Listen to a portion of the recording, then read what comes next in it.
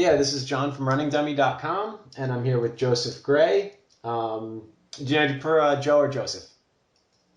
Um, I've told people Joseph just because I feel like results get lost in your names. You know, people see Joe, they see Joseph, they're like, "What? Who is this guy?" They don't know. Okay.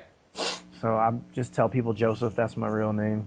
All right, and I'm sure you'd be better off giving me a brief history. I know you're now a five-time national champion. I met Nope, only Joseph. four. Only Oh, four. four-time. I'm sorry. You were a three-time and you were just turned four. Right, just turned Okay. four. All right. Yeah, I met Joseph at the Comset 50K, and he was the winner with the time of what was it? 256, Two. 40 something, I think. There you go. Which is about what pace? 542. All right, and that's smoking, and that's a 50K. That's 30 miles. Yeah. And what else about the other championships? I know you ran in college, right? Yeah, I ran in college. I was primarily a steepler in college, and you know that was pretty much the main event that I really focused on. And then I think I did a couple. I did the 5K, 3K indoors, Okay. and yeah, college. I didn't really. It was pretty low key. Not too Okay. much going on in college for me. And then out of school, I know you said you were a trail runner, right? Or are a trail runner? Yeah, I do trails and mountain stuff now, and also roads. So I try to mix it up a little bit. Okay. All right, great. So I mean, I have a couple things I want to talk about. I know you're sponsored through Scott Sports, right? Yeah, that's my main footwear Okay. sponsor right now. Hmm. All right, great. And I guess a little bit as far as I want to talk about, just being a professional runner and kind of, the realities of that world of, being a sponsored athlete and kind of, you know, what's your day to day, what's your schedule, what's your training, like how does, what's your lifestyle like? I mean, currently, like I do. I wouldn't say I'm only competing professionally. I mean, I do plan on getting back to that again, but at the moment, I do have a job that I work for, 32 to 40 hours a week Okay. at a supplement shop, and then and they're really good about letting me get time off if I need to go race, and really supportive group of people I work with. So it's been nice having that, but at the same time, when you're on your feet 8 hours a day and you're training, it gets Sure. rough. It gets rough after a while. Um, Okay. Yeah, I wasn't aware that you had, basically a full-time job as well. I thought you were, fully sponsored and everything, so I didn't know. So you're so yeah, you're yeah, you're closer than to like, the people I run with where we have full-time jobs and it's I mean for us yeah, it's more of a weekend thing, but you I mean you're definitely on another level than we are. yeah. I mean, like I try to, I try to have a balance. I mean, I did run professionally, and where that was my only income, Okay. and it's nice. I think you can recover better to a certain extent, and you can go places a little bit easier without having to worry about your schedule or worrying about if your other employees are going to have to cover your shift. So Right. that's the hard part. But it gets boring. That's all you're doing is running, and it's like I Right. got a master's degree, so I want to at least do some kind of work. Even if it's not related. But Okay. So that kind of leads into like training and stuff like that. I know we briefly talked about it before, but you said I mean, you said you weren't a high mileage guy, but you're, what'd you say, 70, 80 a week, something like that? yeah, I mean, I've been around that for a while now, and I've had a couple weeks where I've been in the hundreds, and Okay. just trying to slowly build up to that, um, to where I can, get up to that pretty consistently, and Wow. make and have the body feel good, because I don't want to push. I'm not the kind of guy who's going to go out there and run a 140-mile week. So I just don't think it's smart if you got a little bit of injury. I know a lot of guys will run that much and they'll try to run through injuries, but you got Right. to be thinking about 10 years down the road, you might have some serious chronic issue, and I don't want to be that guy. Sure. Now I mean, that's definitely impressive though with that work schedule. I mean, how does that typically work? I mean, I'm assuming you're up early, go to work and then run at night as well. Yeah. I mean, whenever I ran like 90-mile weeks and I was doubling, I would, wake up, go run a little bit, get to work, and then after work I'd meet up with some people every now and then and run. And so I mean, Wow. it's okay some days, but when you start getting a little banged up and you get Yeah. those dings, it gets tough to do things like that. Now I know people talk about, when you're at that, when you're hovering around 100 miles and stuff like that, like there's people who are, there's two philosophies. It's quality miles and then there's volume, and people talk about, junk miles and stuff like that. Like where do you kind of like are your all your miles quality miles, or you do recovery, you do Um, I have a lot of runs where honestly, if someone was out there timing my actual distance and mileage and pace, I'd probably go on 8 9 minute mile pace. So okay, I don't think every day should be super fast, and I think you should try to enjoy your runs every now and then. sure. Um, just having to deal with there's a lot of guys that want to use GPS all the time and they want to run. I got to run 6:05 today every day. I just Right. think that added stress can you know be detrimental to you in the long run. Hmm. Having more stress, more cortisol in your body, these kind of things are detrimental to you in the long run. Okay. Yeah, I mean, I am guilty of I run with my Garmin every day. It's more so just for tracking, Yeah, just to have the data. I don't pour over it, and I don't hey, I need to run this pace today or whatever. I mean, there are certain days when you have targeted workouts, but there are other days when I just start it, I go on my run, and I stop it when I get back. Just to have the data. yeah. But yeah. There's Uh, a there's a the GPS watch that I use because I run for Mio, and okay. they make a GPS watch where there's a setting where you can have your GPS running and but it's not telling you that you're running Okay. 5 miles at this and that pace. So if you want to go home and look at it, you can. You have Hmm. that option, or you want to click through your watch, but you don't have it in your face the whole time. And I kind Okay. of like that. Yeah, that's good. And you kind of touched on about like, that was one of the things I wanted to talk about too, was like you talked about, how like the stress of it and the running for the enjoyment, like not getting mentally burnt out. And I was kind of curious as far as, the mental side of things. One, like during your training, how just kind of staying in that mindset where you are enjoying it, and it's not your a job in quotes, it's your passion. And Right. also, I wanted to know, like, the same thing as far as like race day mentality. I mean, the race you just won, the ComSet. I mean, that's a 30-mile race. That's a long race. That's a difficult race, and I'm just wondering, mentally, what's your kind of philosophies on that stuff, and just kind of I'm interested in that.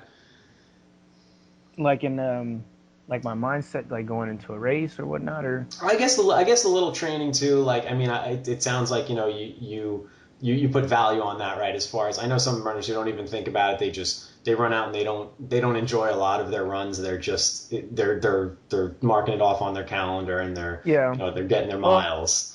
I think one of the biggest things for me is like one of my first coach. Actually, the guy who got me into running, he was my first coach. And how Uh, old were you when you started running? I was in seventh grade when I started kind of, Okay. running a few miles here and there, and Okay. started to learn what distance running was about, like in high school. But the first guy, he was Mark Brinkhouse. He was a really good friend of mine, even today, close friend. But he used to always stress, there are going to be days where you shouldn't even worry about the pace, and you're just out there, you're just running. Hmm. If you feel like stopping to look at something, or you just got to have those days where you're not always super serious about your training. And he really stressed that on me, and I think I still hold that mindset today, even in workouts. If I'm having a bad day, it's not a big deal, because at my age, I've been running for a while now, and I realize there are days where you're going to have a workout where you're going to run horrible. You're Right. If someone were to seen that workout, they probably would have said, this guy can't break 10 minutes in a 2 mile. But just knowing that sometimes 3 days 4 days later you feel great. You just have there's just Right. days where you're not going to feel great, Hmm. and that mindset has just made it easier for me to get past hard workouts that I don't do well in, Uh-huh. and just look past it and just look towards competing. And I mean, that's my mindset, is I like to compete. So Yeah. no matter how bad my workouts get, I want to Now, Yeah, I kind of like see like that's. I mean, I know everyone has bad days, but I picture guys at your level. I picture them nailing their workouts every time, and they just like I feel like that takes you into your race where you have a solid training base and everything. So like the Right. fact that you do have bad days and stuff like what do you focus then on going into a race? Like what Um, where's the confidence come from, and where's the the I guess I don't want to say aggression, but the attitude like I'm going to win this race, you know? well, yeah, I think the biggest thing is, well, if you don't have faith in your coach or your Hmm. training, I think having a bad workout before a race is going to be a problem because now you don't know if that workout was right. You don't know if you should have felt that way before the workout. So now you're going to be questioning all these things. But for Hmm. me, I have a lot of faith in what I do. So if I, even before this race, the 50K, and I had a horrible workout, but I knew deep down I was like I've had some really good workouts too, where that would suggest I could at least make it to 30 miles, and I didn't know if I could make that last mile, and I really didn't make that last mile, but I did enough. But Right. yeah, I mean, you just gotta work through it. I mean, yeah, and I think you're being a little hard on yourself. I know when we talked, you were disappointed with your last 5K, but I mean, I looked at your times. It wasn't anything to be ashamed of by any means. Yeah. I mean, I think I let off the gas. It was one of those things where you knew you weren't going to break the record at that point, and it was like, well, why would I sprint in at the end of a 50K? I'm Right. not going to break the record. There's nothing to gain.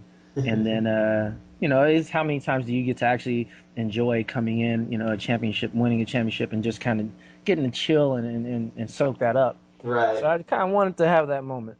Yeah, no, that goes back to like enjoying it and stuff like that. And one of the guys I really like is Ryan Hall, and everyone's on him about him being a front runner and all this stuff. And he said that's where he gets his energy from. He loves working the crowd and coming up, and just Yeah. it's nice to see people who are enjoying what they're doing. Yeah, exactly. Um, what else did I want to ask you? Oh, I wanted to ask you about pacing in a race.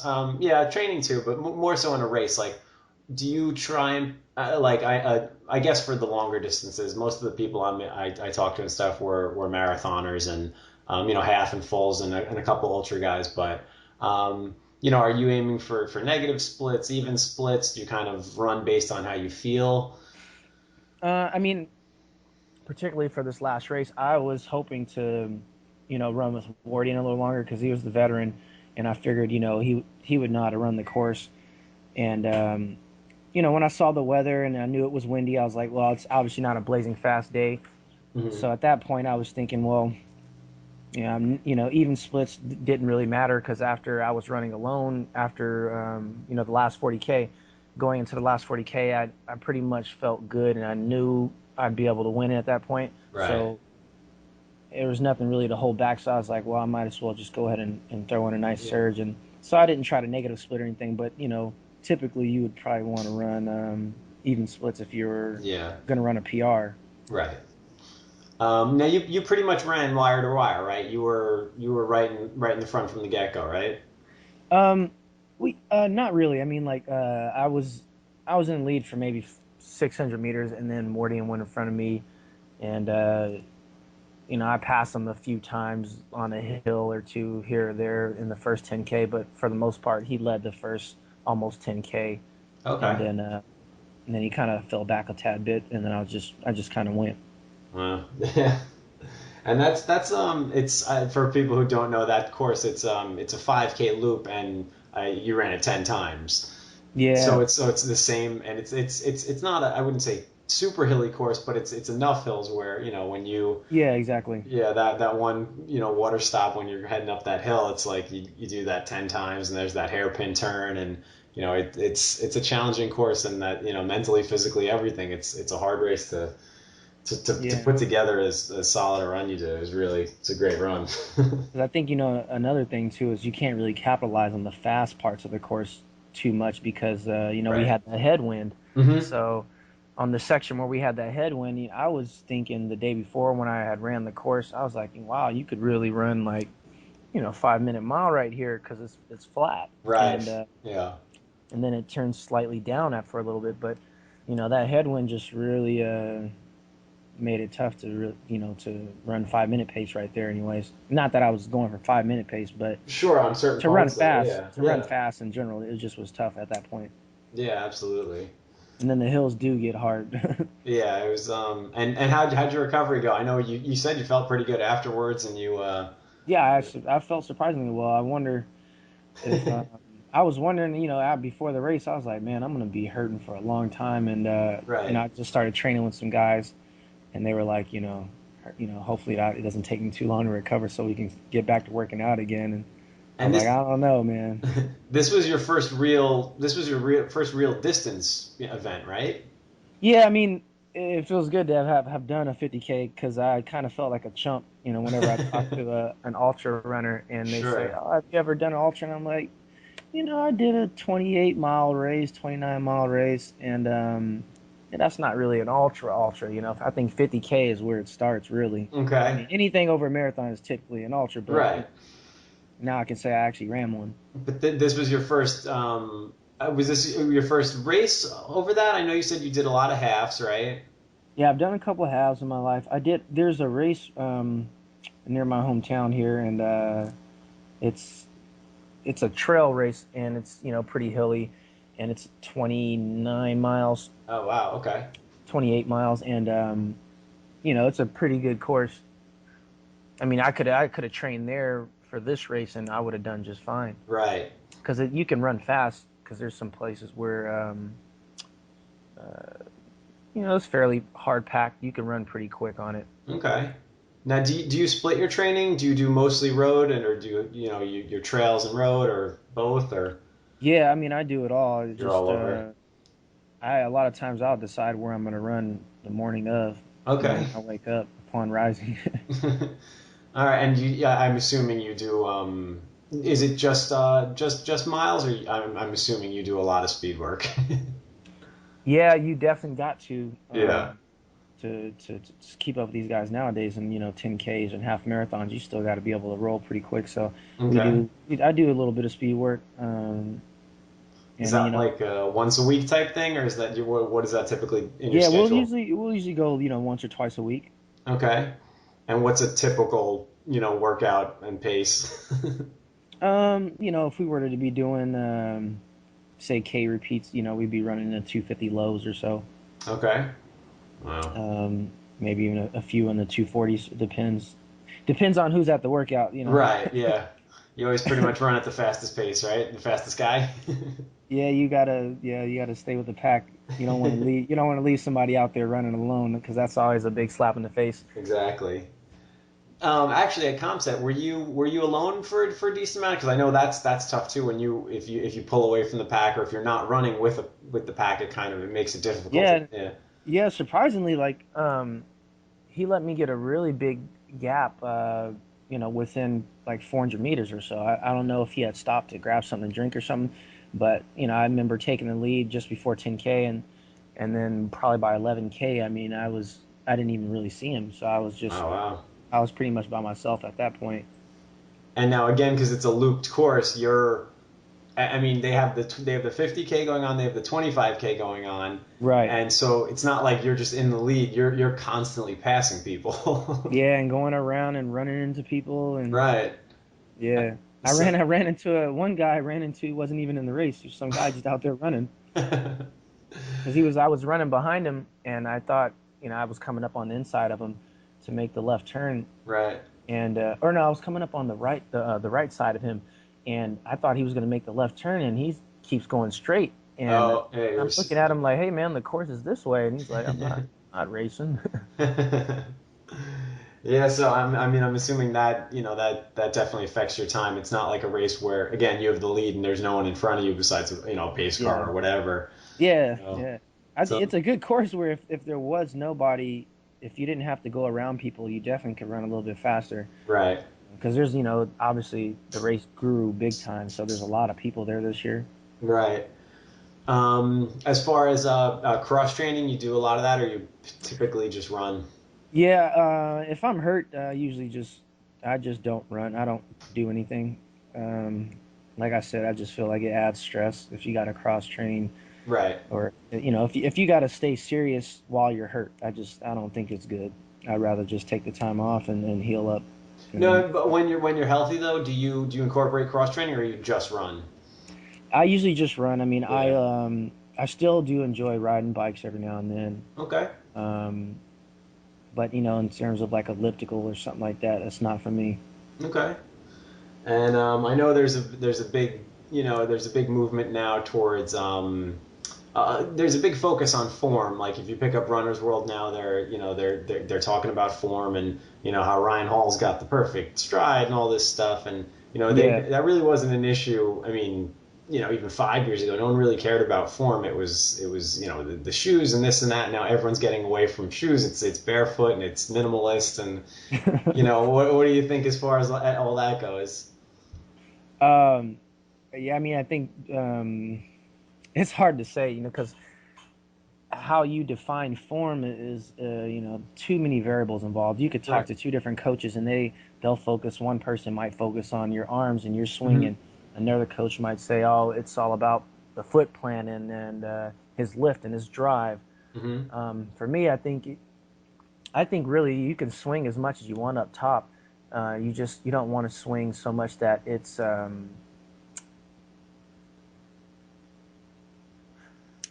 for I guess there's a good example is you look at Paula Radcliffe and she has a little swing going on, Sure. but it's not causing her torso to move too much. Right. She swings and it's still very fluid, but Hmm. her lift and her foot plant are really good. And a lot of times people forget foot plant is and that's probably like 30% of the reason people run fast. A lot of Kenyans you'll see they got horrible form, but you look at what people don't pay attention is their foot plant. You look at Hmm. this guy's foot plant, like Gerber Selassie, even though he had perfect form, Right. his foot plant was like, you know, amazing. And so Right. was, Garouge. They had really great foot plants, Right. and it saves a lot of time. It's efficient. Their calves and everything are going to be a little more fresh Sure. than most people by the end of the race, just because they get such an efficient, um, you know, midfoot to heel to the toe phase. Right. It's just so efficient when you watch them. Hmm. So, I mean, you said, if you had to guess, that's 30% of it. I mean, do you focus on, cadence and stuff like that, like fast turnover and, um, you know, Yeah, yeah, I think yeah, and when we do a little when we do speed work, obviously you got cadence is really important because to run a certain pace you need there's a certain cadence that's going hmm. to be unless you're like 30 feet tall, Right, but exactly. there's a Yeah. certain cadence that's needed to run fast. I mean, yeah, you can overstride, but then, especially over distance, it wears your body down and you start to, Yeah, get, yeah. So, injuries, you get a lot of injuries when you overstride or yeah, exactly. if you understride. There's a lot of injuries associated with that too. People don't Hmm. know. Hmm. So you're a midfoot striker, and that's pretty much your thing. Yeah, I mean midfoot to heel depends on the Okay. shoe I'm wearing. Okay. Now you were wearing your Scott shoes out there. Are those I don't know really much about them. Are they minimalist? Are they cushioned? What kind of The shoe that I was racing in. yeah. Okay, so the shoe I was racing in is the race rocker. Okay. Um, and that one is basically, I wouldn't say it's a minimalist, but it's a racing shoe. Real light, and but it still has a lot of support. Okay. But it doesn't feel like if you took a shoe that was like 3 ounces, and you tried to wear that in a marathon or Right. 31 miles, you would be hurt and your calves would be done. Right. So this shoe has they have this e-ride technology which kind of helps your biomechanics a little bit better, helps your foot roll a little bit better when you're running, Okay. and so it kind of saves you a little bit in terms of I don't know if you've ever run you run a couple of long marathons and stuff, Sure. and you know how your calves just feel horrible. Yeah, they just get And a lot shredded. of times, Yeah. if you look at most shoes that are they deal with more of a flat plane for their foot sole for the sole of Right. the shoe, the outsole. Um, when you roll your foot, it kind of flattens out and it causes your calves to put a lot of pressure to get that press off point, to get your Okay. toe off zone. So having the roll, the E-Ride technology, it kind of helps your foot roll, so it's really responsive, and it just saves a lot of energy. Okay. So, and the transfer of energy from your, midfoot to your toe is just way better. I mean, you notice it right away. I Now, mean, as soon as the first time yeah, I tried the shoes on, I noticed that. is that in all of Scott's shoes? It Or seems all the ones that I've tried so far, I mean, I'm pretty new to them, but okay. all the ones that I have from them right now, um, their trail shoes, a couple of their Hmm. trail shoes that I have, and a couple of their road shoes. The one I think you saw me in, the T2C, which is another one, and Okay. that one also has E-Ride technology, and that's more of a trainer shoe, but still, like you could race in that one. And I Okay. probably should have raced in that one, um, just because it does offer you a little bit more cushion and support. But The Race it's Rocker is a heavier, little bit right? light. Yeah. Yeah, it's a little bit heavier, but Hmm. Race Rocker worked well. It's just I wasn't used to being in such light shoes, just because I haven't run in light shoes in a while. Okay. So So those aren't what you trained in. I mean, I'm assuming you do a bulk of your mileage in the heavier cushion shoes, right? yeah, the MK4 Plus, I like that one a lot, and actually I have been training a lot in the T2C. It's like one of my favorite shoes since I've signed with them. Okay. Just a real comfortable shoe. It feels really good, and it just makes I don't know. I feel like it's easier to hold your cadence faster because your foot rolls so much quicker, Okay. and that's helped me out a lot in terms of your hip flexor strength. My hip flexors being able to fire quicker is helping me. When I ran the 31 mile, the 50K championship, I was able to run that pace pretty comfortable, Wow. and it just felt like nothing, just because my cadence has gotten so much better. And also, the Race Rocker had the E-Ride technology too, so it just made it easier to maintain that cadence to run 540, 535.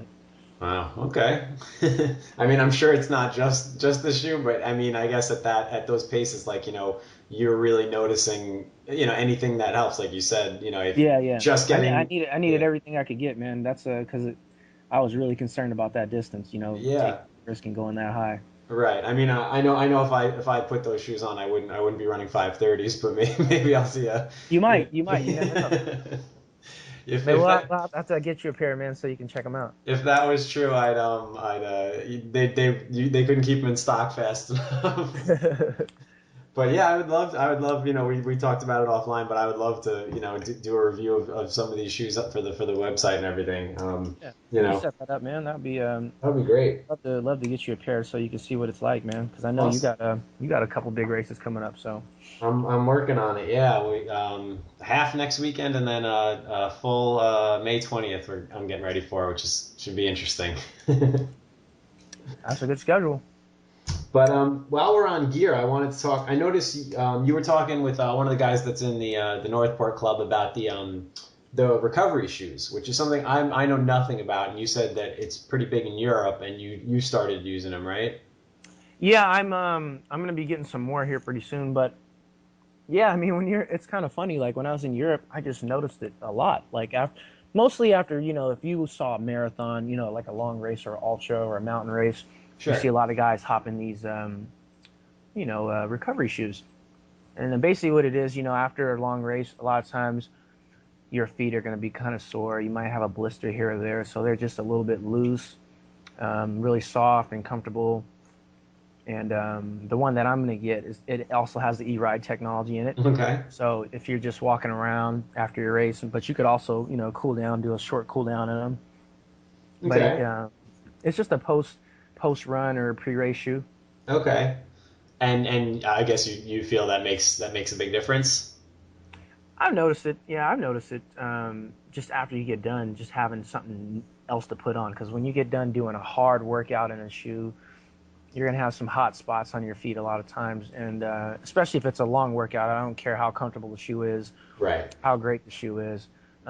If you just really put in some serious work, your feet are going to be a little bit sore. Your muscles are going to be sore. Sure. Having a little extra cushion, a new shoe that's the foam's not so crushed from you Right. going down, 5-minute pace for 20 miles. um, Um, and, that actually kind of leads me into the next thing I want to talk about. The first part is like on recovery. Like, do you? I'm assuming I noticed after the race you were as we were chatting you were stretching the whole time and just kind of trying to get loose. So Yeah. I'm assuming you religiously stretch. Yeah, I mean, that's probably a habit more than anything, just because I used to be a steeplechaser, Okay. and as you know, you got to be pretty flexible. You don't see too many guys who do the steeple who aren't Right. somewhat flexible. Okay. So that's more of just a habit. All right. Do you do? I mean, because I know most runners are ridiculously tight and they don't, they don't stretch. They don't, whatever. No one does what they're supposed to. It's like, whatever. It's like flossing. You should do it more than you do.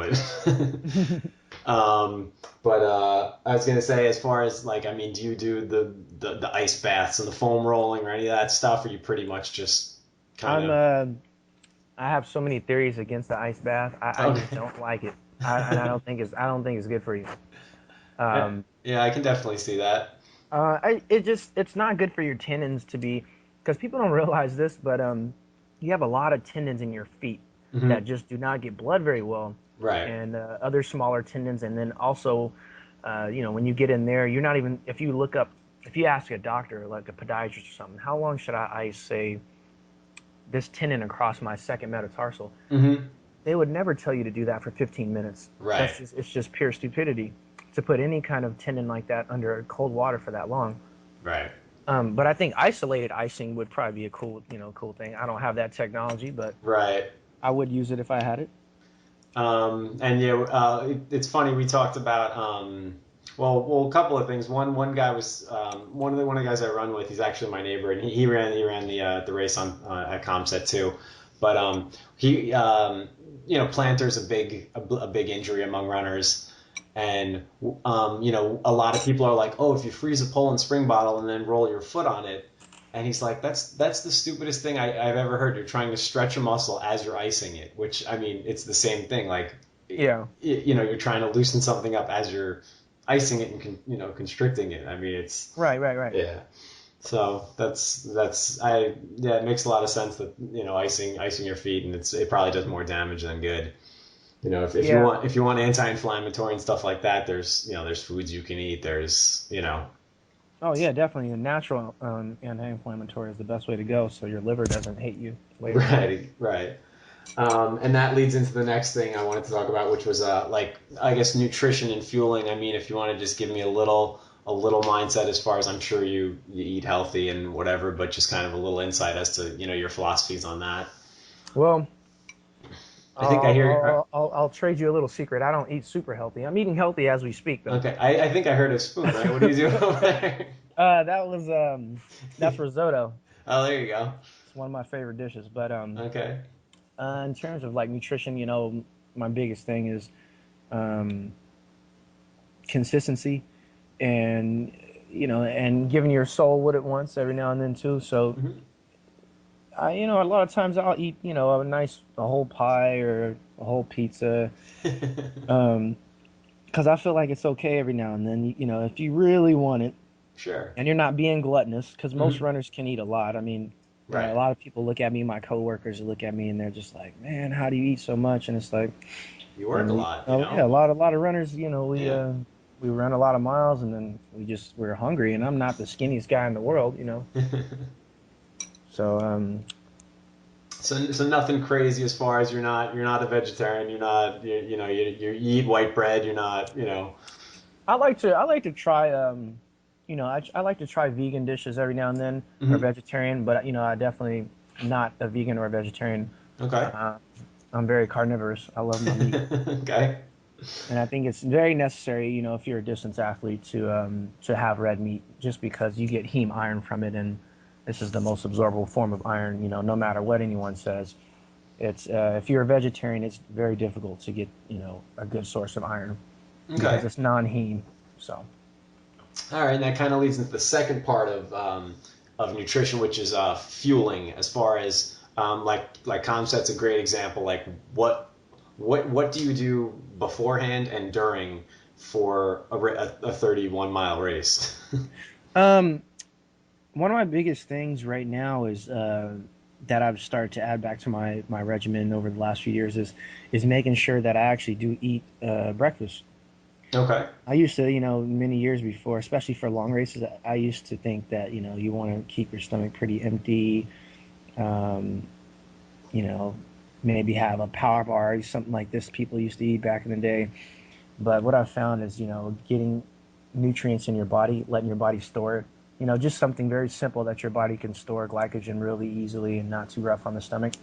But also, I have a nutritional sponsor, Garden of Life, and Okay. like, uh, they make a protein called raw protein, and it's real easy.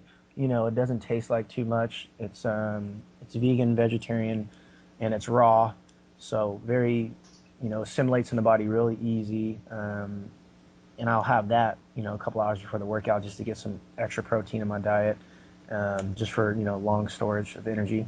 Is And that a powder? Is that like a bar? What is that? it's a powder. Okay. And you right in water? Say it again. That goes right into water? Yeah, water or milk or Okay. whatever I have access to. All right. Is that your breakfast? Like what did you do the morning of comps at? Yeah, I had that, and I had some bagels, Okay, and then some. I had they make a product called Wobenzyme, which is it's a proteolytic enzyme which eats away at scar tissue a little bit Okay. in the body. When taken on an empty stomach, and Okay. I'll usually take that if I'm feeling a little bit stiff. Helps me loosen up a lot. Helps get rid of some of that scar tissue that ruins your motion.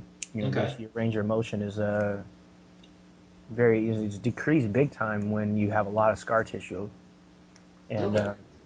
I'll take some of that, and because I had a long trip over Right. from the West Coast, and so my body was a little bit achy, a little bit tired. So I was trying to loosen up a little bit, and then they also had some protein bars real close to the race. And then during the race, I just mostly did water. Um, and I have a little special drink that I make. I can't tell you that. You can't reveal. Can you reveal the idea behind it? Like, is it electrolytes? Is it proteins? Is it? It is. It does have electrolytes in it, uh, That's but all. That's it's all you. mostly water. The Okay. problem. The problem is I don't know if you saw this during the race. You might have noticed this, how we weren't allowed to get water from people. I You saw. I saw the bottle stations lined up for everyone. Everyone had their own little stool or their own area that they claimed yeah. with like 5 or 6 bottles, and they were all. It was weird because none of them looked like, and that's kind of why I'm asking is I don't know what it is, but like they didn't look like sports drinks. They looked like chalkier and thicker. Ah. Well, Yeah. I don't necessarily think it's a bad thing to have a little protein while you're working out. It does slow your digestive system down because it takes a little bit more energy to burn it down. But for a Hmm. long race like that, Right. I don't think it would be too bad. Yeah, I know like Hammer, a lot of ultra guys talk about Hammer and a lot of their products. They say anything over 2 hours, you need a little bit of protein in it because it helps, basically your body not eat away at your muscle. Like it'll Yeah. help it helps with recovery. It helps with, a bunch of things. But Yeah. that's my struggle right now is trying to figure out. I've never really had a good plan as far as I've done the gels, I've done the drinks and all that stuff, and I have a sensitive stomach, so it's hard. I'm trying Hammer stuff now. We'll see how that goes, but Yeah. to just try and find something. And you mentioned eating breakfast beforehand. Like I've done that before my races, and now I'm probably going to start not eating beforehand because I've read online some people that helps for them, and you know Yeah. it's Yeah. just a It's matter of really yeah. weird. That's really weird. I met a guy once, and he actually, I mean, he didn't compete very well in anything else besides like snowshoeing. I mean, Okay. you wouldn't know him outside of that, but very competitive guy, very very competitive guy, and he's a very strong guy. But hanging out with this guy, he pretty much ate a big tub of yogurt, and I'm talking big, for the day before for like around lunchtime, and he didn't eat anything else until the race. I mean, until after the Wow. race. and that's all he did, and he ran well. Yeah, And I've seen people, they don't eat very much and they bonk. So exactly. it's all about your body because we all Yeah. have, for example, enzyme production in a human body. It changes. It goes across the charts big time. I mean, even we take you right now, you probably have pretty decent enzyme production, digestive enzymes Hmm. and proteolytic enzymes that your body can create. But Right. say in 10 years from now, that number is going to drop big time. Right. Your thyroxine levels are going to drop. Your metabolism is going to be affected big time in 10 years. So the things you'll have to do then are going to be different than what you do today. And that's what So people don't realize. Your body changes over time. You do have to make changes. so once I figure out what works for me, it'll stop working for me. Well, because yeah, we're fairly young, so what Right. works for us today might not work in 10 years. Right. I hope it does. I hope it does work for us, and we don't Yeah. have to do that thinking over again. But, um, that's just not how the human body works. Yeah, the marathon's tough because it's a lot of trial and error, and you do get to try things out when you're training and everything like that, but you can't you never I mean I most most like hobbyists they don't run 26 miles unless they're running a marathon, so you can never really simulate race conditions, Yeah. and you only get I mean I only run two a year, so it's like you put 4 or 5 months of training into this, and then it's like if something goes wrong, it's hard. It's not a 5K where you can go run another one the next weekend or whatever. Yeah, yeah. So it's hard, but yeah, figure it out hopefully. Yeah, you'll figure it out. um, It's hard to mimic that same feeling, for the marathon or anything long exactly. like that. It's hard to have there's people who do a tempo and they'll do, 24-mile tempo or something like that. Yeah, that's And that's tough. yeah, it's not going to mimic how you're going to feel in the race because things are different. You're racing. Right. So no one's going to just go out there and run the pace that you want to run. They're going to run what they want to run, and you're going to probably run with them. Right. And a lot of people say like I mean it's when you're again I'm not a 70, 80 mile a week guy. I'm more of like a 40, 50. So it's like I typically I'll maybe get 123 in, but I typically don't go over 20 because it's just like it takes a lot out of you, and you don't want like Yeah, yeah. it does. It does. It does. Like those kind of runs, man, they're really hard to recover from. Right. And then you have it's not like after you race, I know a lot of professional athletes they'll take a week off just period from after a marathon and that's it. Like when you're training, you have like I'll do like a 10 on Saturday and a 20 on Sunday and then you run like, 4 or 5 recovery on Monday and it's like it's hard. Yeah. I mean, you would never run I mean, I don't know, I wouldn't, but I don't know. I mean, what'd you run the day before Comset? You said you ran the course.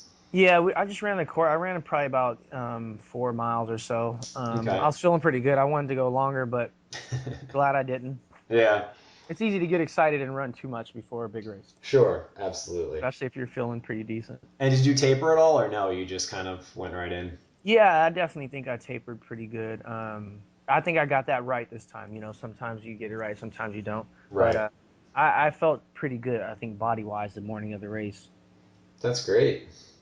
So I just wasn't. I mean, wasn't in shape for that distance. Had we been running, um, maybe even just a marathon, I think I could have ran a pretty good marathon that day.